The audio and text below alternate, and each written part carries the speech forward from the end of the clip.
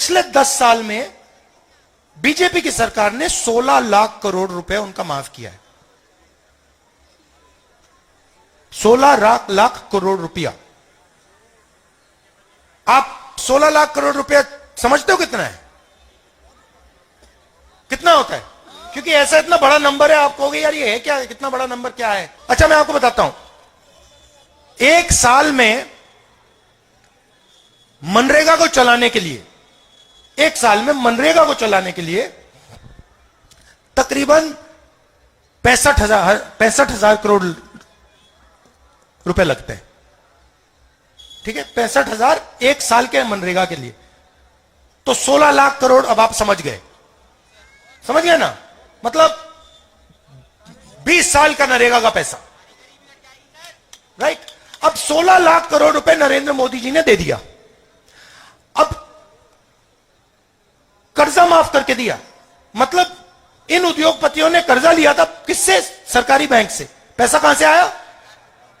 पैसा कहां से आया? नहीं, जीएसटी से, आपके जेब से। तो ये पैसा किसका है? आपका है।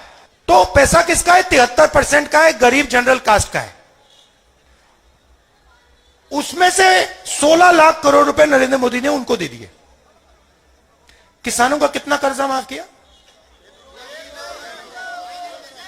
एक भी नहीं। तो मैंने सिर्फ यह बात बोली कि भैया अगर आप इनका 16 लाख करोड़ माफ कर सकते हो तो इनका भी 1 लाख करोड़ माफ कर दो। उसमें क्या मतलब, क्या बड़ी गलती है?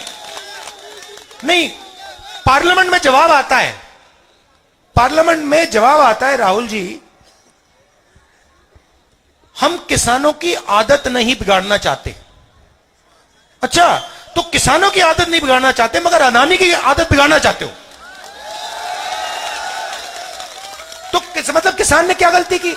और ये किसान है कौन? ये 73% है। अब आपने देखा होगा वहां पे हरियाणा पंजाब में सड़क को ब्लॉक कर दिया है, देखा आपने? वहां पे कीलें गाड़ रखी हैं। अब क्यों गाड़ रखी है मैं आपको बताता हूं। क्योंकि किसान कह रहा है कि देखिए भैया हमें अनाज के लिए, धान के लिए मिनिमम प्राइस चाहिए। ठीक है, जैसे आप चिप्स का पैकेट खरीदते हो उस पर दाम लिखा होता है ना, आपने देखा होगा। आपने कभी ये कैमरा खरीदा, उसके पीछे दाम लिखा होता है ना, कि भैया इससे कम का नहीं बेच सकते। पानी की बोतल पे होता है। तो किसान यही कह रहा है भैया देखो, सब लोगों के प्रोडक्ट पे लिखा होता है भैया इससे कम क्या नहीं बेच सकते, हमें भी दे दो, हमें भी ये मौका दे दो कि भैया हमें भी कम से कम दाम मिल जाए। नरेंद्र मोदी कहते नहीं देंगे, नहीं देंगे हम तुम्हें।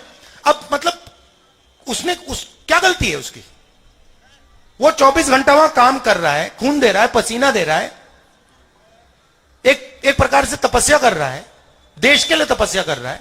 और आप उसको कह रहे हो नहीं भैया जो चिप्स बनाता है उसको हम सही दाम दिलवाएंगे, जो कोका कोला बेचता है उसको सही दाम दिलवाएंगे, जो फोन बेचता है उसको सही दाम दिलवाएंगे, मगर जो देश की नींव है उसको हम सही दाम नहीं देंगे। क्यों? मगर ये मुद्दे जो है ना, ये आपको मीडिया में नहीं दिखेंगे। आप देख लेना, ये बीबीसी वाले चले गए।